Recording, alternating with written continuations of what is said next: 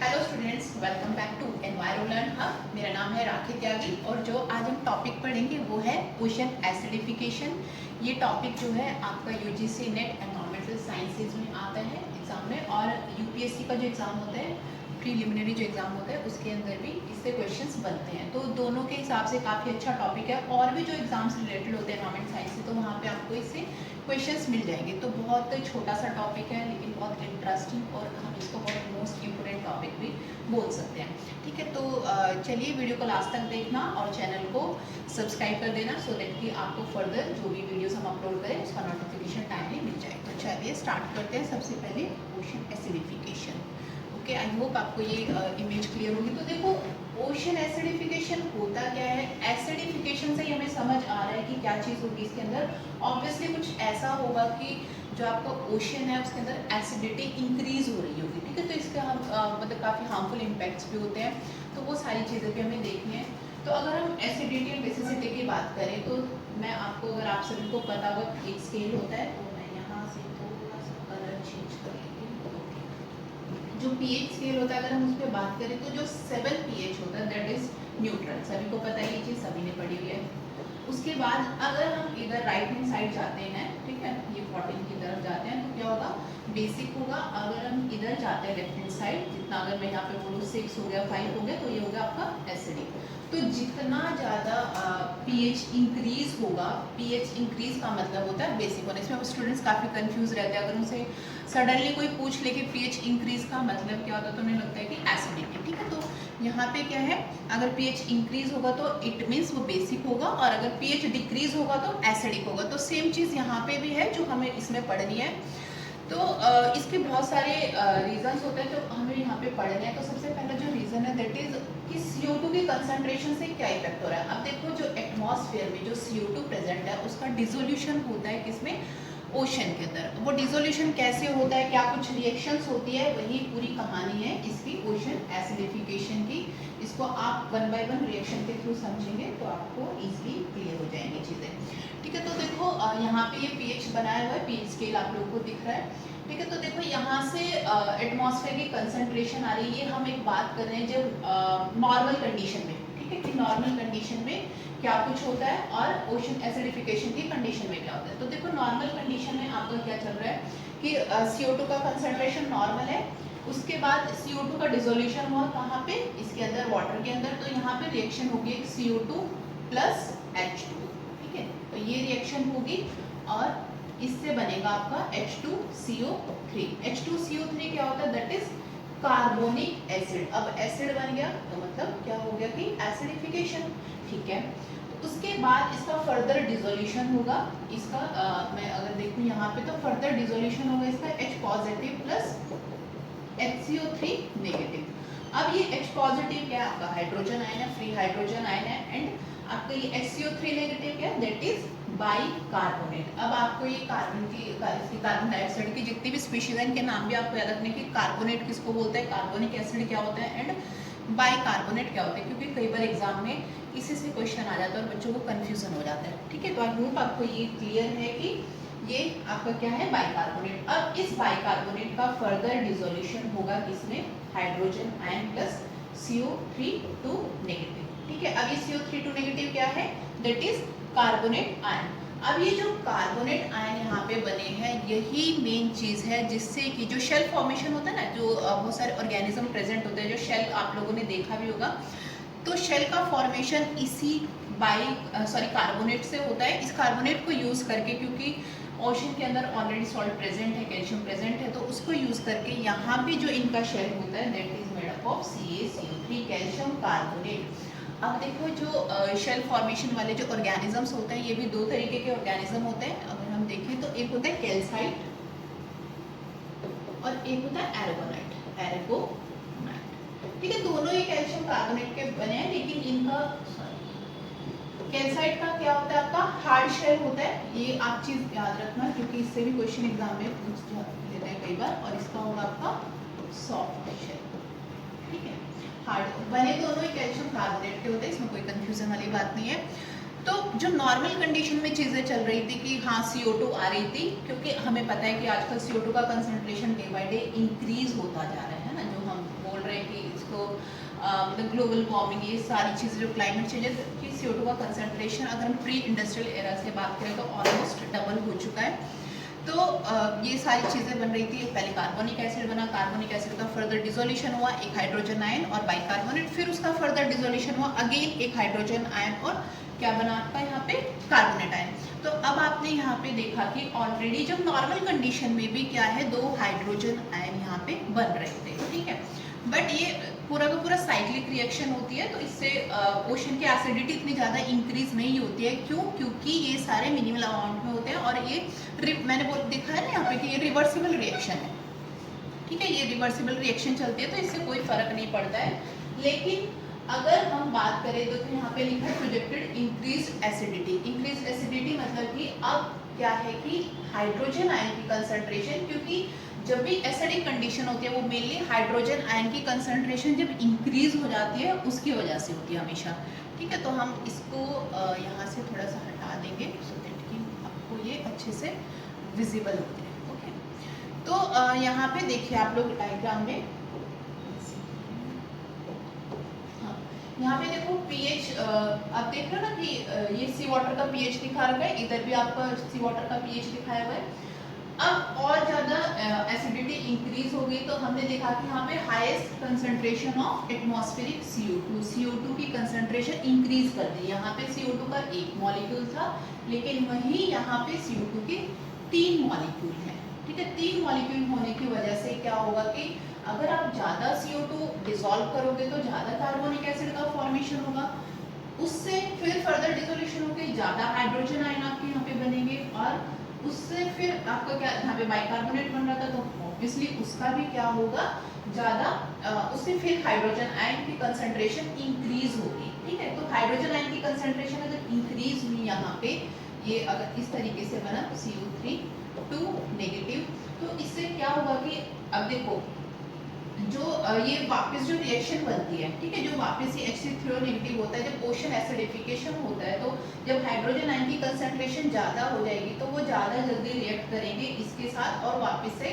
Bicarbonate में formation हो जाएगा। इंस्टेड ऑफ कि वो कैल्शियम कार्बोनेट बनाए, वो वापस से कहाँ चले जाएंगे, ये बाइकार्बोनेट और इस तरीके से कार्बोनिक एसिड, मतलब रिवर्सिबल रिएक्शन जो है आपकी वो बैकवर्ड ज़्यादा होगी उस वजह से, ठीक है। तो मतलब यहाँ पे कम कार्बोनेट आयंस प्रेजेंट है जो कि अवेलेबल है, इसके लिए जो आपके मरीन ऑर्गेनिज्म से जो शेल फॉर्मेशन करते हैं उनकी अवेलेबिलिटी कम है किसी कार्बोनेट आयन की। तो इस वजह से क्या होता है कि यहाँ पे वो शेल फॉर्मेशन नहीं कर पाते। तो अब ये शेल फॉर्मेशन नहीं कर पाएंगे तो क्या होगा, ये ऑब्वियसली डाई हो जाएंगे, मर जाएंगे। तो ये पूरा फिनोमिना होता है, हमने यहाँ पे देखा भी, जैसे abundant healthy corals, mollusc and other. ये कोरल रीफ भी मैं अलग से आपको समझाऊँ कि कोरल सबसे, आप इसको रेन फॉरेस्ट ऑफ ओशंस भी बोल सकते हो क्योंकि ये सबसे ज़्यादा डाइवर्सिटी को क्या करता है, इसके अंदर सबसे ज़्यादा डाइवर्सिटी आपको मिलती है, ठीक है। चलिए अब यहाँ पे हम देखते हैं कि क्या क्या चीज़ें होती है। जैसे मैंने आपको टॉपिक में भी बताया कि हम पढ़ेंगे कार्बोनेट, कंपनसेशन, डेप्थ और एक लाइसोक्लाइन, 2 टर्म होती हैं, ठीक है। तो वो यहाँ पे हम देखेंगे, देखो जैसे मैंने आपको बताया था एरोगोनाइट एंड कैल्साइट। कैल्साइट होता है जो आपका हार्ड शेल होता है, एरोगोनाइट जिनका शेल जो होता है वो क्या होता है, सॉफ्ट शेल होता है, ठीक है। ये आपका यहाँ से एक्सचेंज हो रहा है CO2 का, क्योंकि जो एटमॉस्फेयर में CO2 प्रेजेंट है उसका जो सिंक है, ओशन में बहुत बड़ा सिंक होता है, तो उसके अंदर ओशन के साथ एक्सचेंज चलता रहता है। तो ये वही चीज़ यहाँ पे शो की गई है। उसके बाद अगर हम यहाँ पे देखें तो आपका ओशन टेम्परेचर प्रोफाइल है। टेम्परेचर प्रोफाइल हमें पता है ऑलरेडी कि जैसे जैसे अगर हम नीचे जाएंगे तो टेम्परेचर क्या होता है आपका, डिक्रीज होता जाएगा, ठीक है। अब डिक्रीज टेम्परेचर, आपको ये चीज़ याद रखनी है क्योंकि अभी मैं आपको एक क्वेश्चन कराऊंगी तो वहाँ पे आपको उस चीज़ को रिलेट करना है कि जहाँ पे टेम्परेचर कम होगा वहाँ पे क्या चीज़ होती है, ठीक है। तो नीचे जाएंगे तो टेम्परेचर क्या हो रहा है, डिक्रीज हो रहा है, ऊपर है तो टेम्परेचर ज़्यादा है, ठीक है। चलिए अब हम देखेंगे कि देखो, हाँ यहाँ पे देखिए ये आपका फोटिक जोन हम उसको बोलते हैं जहाँ पे फोटोसिंथेसिस, फोटो का मतलब होता है कि जहाँ पे सनलाइट आपको सफिशिएंट अमाउंट में मिल रही है, ठीक है। ये हो गया आपका फोटिक जोन। यहाँ लिखा है CO2 कंज्यूम। ऑब्वियसली जहाँ पे भी फोटिक जोन है तो माइक्रो ऑर्गेनिजम्स ज़्यादा प्रेजेंट होंगे। Micro organism in the sense क्या कि फाइटोप्लैंक्टन्स ज़्यादा होंगे और फाइटोप्लैंक्टन्स क्या करेंगे, यहाँ पे फोटोसिंथेसिस करेंगे क्योंकि आपको सनलाइट भी प्रेजेंट है यहाँ पे। फाइटोप्लैंक्टन फाइटोप्लैंक्टन्स के लिए और CO2 भी प्रेजेंट है। तो ऊपर वाली जो लेयर है आपकी, तो यहाँ पे क्या रहेगा, फाइटोप्लैंक्टन्स रहेंगे और फोटिक जोन हम इसको बोलते हैं, ठीक है। उसके बाद आता है आपका ये थर्मोक्लाइन लेयर हो गई। ये हमने इसको मैं अलग से भी डिस्कस करूंगी जब हम इसका ओशन का वो पढ़ेंगे, जोनेशन पढ़ेंगे कि किस तरीके से horizontal and vertical layers different तरीके की होती है। तो थर्मोक्लाइन, थर्मो का मतलब होता है टेम्परेचर, ठीक है, एंड क्लाइन की जो टेम्परेचर में चेंज आ रहा है, आप देख रहे हो ना यहाँ पे सडन चेंज है टेम्परेचर में। ये जो लाइन शो हो रही है यहाँ पे 13 डिग्री सेल्सियस टेम्परेचर है, लेकिन यहाँ पे एकदम सडन टेम्परेचर है, तो इसको बोलते हैं हम थर्मोक्लाइन लेयर। आपको ये लेयर्स याद रखने की कौन सी लेयर कहाँ पे प्रेजेंट होती है, क्योंकि कई बार ऐसे ही क्वेश्चन पूछ लिया जाता है कि लाइसोक्लाइन ऊपर होती है कि CCD ऊपर होती है, ठीक है।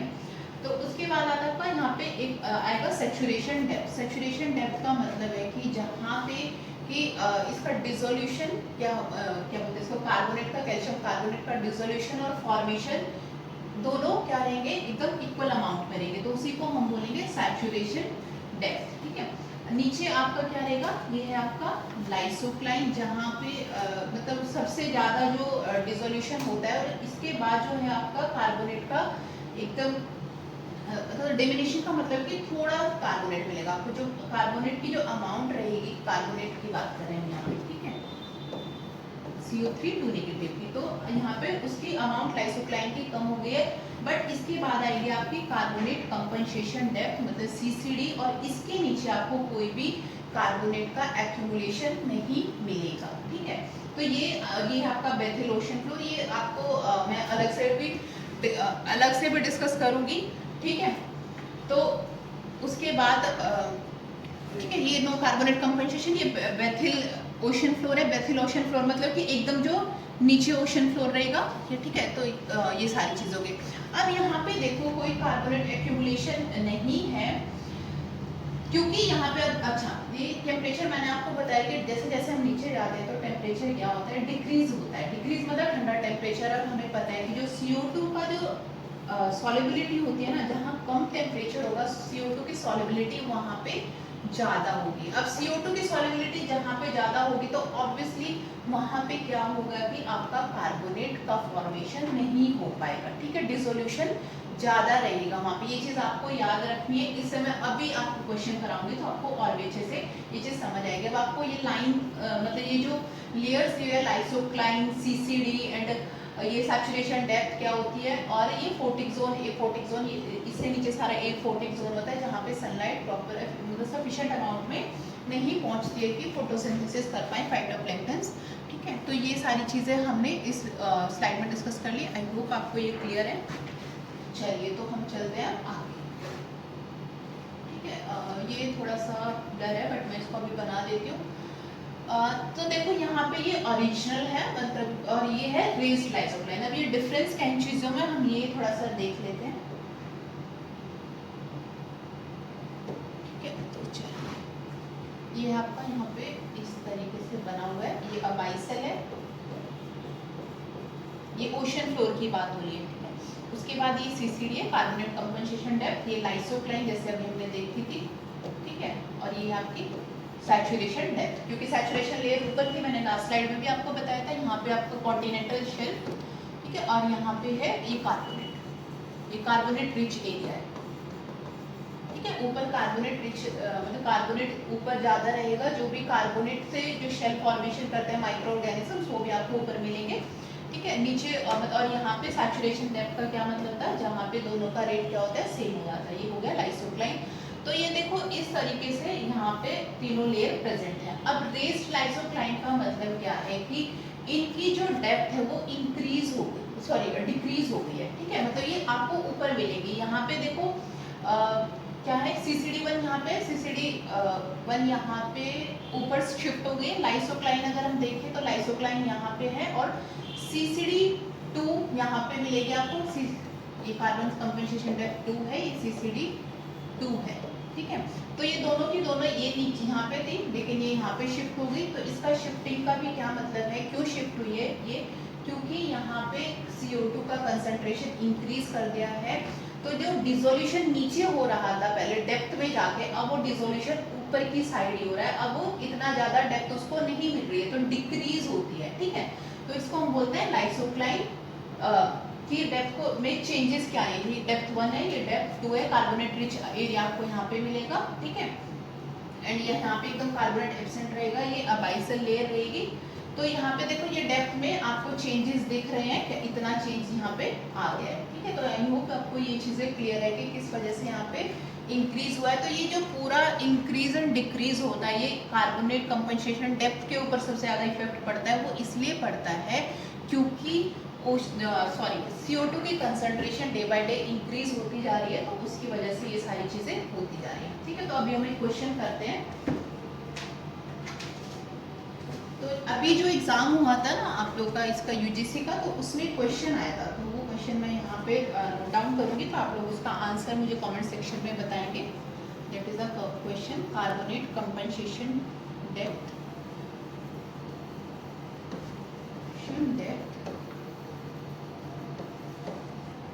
डिक्रीजेज विद, क्योंकि मैंने अभी जो आपको चीज़ें समझाई है, ये क्वेश्चन डायरेक्टली वहाँ से ही हो जाएगा, इसमें कोई इशू नहीं आएगा। लेकिन आपको टेम्परेचर और ये सारी चीज़ें याद रखनी पड़ेगी। And option A is given, increasing latitude, ठीक है। लैटिट्यूड में अगर इंक्रीज हो रहा है तो CCD पे क्या इफेक्ट होगा।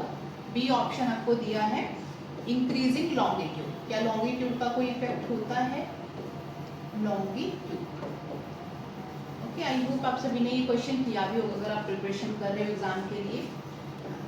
तो अभी हम इसको सॉल्व भी करेंगे, तब तक आप लोगों के पास अगर ये क्वेश्चन ऑलरेडी है तो आप लोग कमेंट सेक्शन में इसका आंसर मुझे बताएंगे। It is the temperature, decreasing ocean temperature, next is the increasing ocean temperature, increasing ocean temperature. And last option E option is increasing ocean acidification. तो ये तो हमने अभी डिस्कस किया है, ये तो आप बहुत इजीली बता सकते हो इसका आंसर, एसिडिफिकेशन, ठीक है। तो ये MSQ टाइप है, मैं अभी ऑप्शंस लिख देती हूँ। तो यहाँ से आपको ऑप्शन 1 दिया हुआ था, that is A and C। Second option दिया था आपको D and E। Third option दिया था B and C। And fourth option is given A and E, ठीक है। तो इनमें से आपको ये सारी चीज़ें बतानी है कि ये चार ऑप्शन, 5 दिए थे आपको यहाँ पे स्टेटमेंट, उसमें से 4 ऑप्शन में से आपको करना था, ठीक है। तो अब देखो CCD की डेप्थ कब डिक्रीज होगी। डिक्रीज का मतलब है, जैसे अभी हमने डिस्कस किया था ना कि उसके जो लाइसोक्लाइन की या फिर CCD की अगर हम बात करें तो उसके ऊपर क्या फर्क पड़ रहा है, क्योंकि जो लास्ट डायग्राम में पढ़ी उसमें इसका आंसर था। तो देखो सबसे लैटिट्यूड की अगर हम बात करें, अब लैटिट्यूड, इंक्रीजिंग लैटिट्यूड का क्या मतलब होता है, मैंने आपको प्रीवियसली भी हम ये चीज़ें डिस्कस कर चुके हैं, जहाँ पे हमने प्रेशर बेड्स को डिस्कस किया था। ये अगर हम अर्थ का स्ट्रक्चर बनाएं तो यहाँ पे आपका इक्वेटर है, इधर हम जाते हैं, ठीक है। तो पोल है, तो यहाँ पे 0 डिग्री है, ठीक है, यहाँ 90 डिग्री। तो इंक्रीज लैटिट्यूड मतलब लैटिट्यूड इंक्रीज कहाँ हो रहा है, equator to poles. Equator to poles increase हो रहे हैं लैटिट्यूड, तो टेम्परेचर भी क्या हो रहा है, इंक्रीज हो रहा है, ठीक है। टेम्परेचर डिक्रीज हो रहा है, ओके, सॉरी। तो पोल्स की तरफ अगर हम जाते हैं तो टेम्परेचर डिक्रीज होता है, ठंडा टेम्परेचर होता है। जैसे ही मैंने आपको बताया कि ठंडा टेम्परेचर है तो लैटिट्यूड इंक्रीज है, टेम्परेचर डिक्रीज है, तो CO2 का सॉल्युबिलिटी क्या होगा, इंक्रीज होगा ना, CO2 का सॉल्युबिलिटी। तो उसके हिसाब से आपका जहाँ पे CO2 का सॉल्युबिलिटी ज़्यादा है तो कार्बन कंपनसेशन डेप्थ ऑब्वियसली क्या होगी, डिक्रीज हो जाएगी, ठीक है। ऊपर की साइड, डिक्रीज का मतलब है कि वो ऊपर की साइड शिफ्ट हो गई, आपको बहुत ज़्यादा डेप्थ में नहीं मिलेगी ओशन में, ऊपर की साइड ही मिलेगी। तो इस हिसाब से आपका ये ऑप्शन करेक्ट हो गया। लॉन्गिट्यूड का कोई फर्क नहीं पड़ता इसके ऊपर, ठीक है। उसके बाद टेम्परेचर का भी कोई रोल नहीं होता है CCD के ऊपर कि टेम्परेचर इंक्रीज हो रहा है कि क्या हो रहा है। उसके बाद अगर हम देखें ये तो डायरेक्टली हमें पता है कि इसका सबसे बड़ा असर होता है इंक्रीजिंग ओशन एसिडिफिकेशन। तो इस हिसाब से इसका जो ऑप्शन करेक्ट होगा that is A and E। तो आई होप आपको इसमें कोई कंफ्यूजन नहीं होगा, पूरा क्लियर होगा आपको ओशन एसिडिफिकेशन या फिर लाइसोक्लाइन क्या होता है, CCD। And again I am repeating, ये बहुत इंपॉर्टेंट टॉपिक है, आप इसको अभी भी जो एग्जाम होगा आपको उसके लिए भी आप इसको रिवाइज करके जाना। एंड अगर आपको कोई भी प्रॉब्लम है किसी भी टॉपिक में, कुछ भी समझ नहीं आया तो आप कमेंट सेक्शन में भी मुझे बता सकते हैं।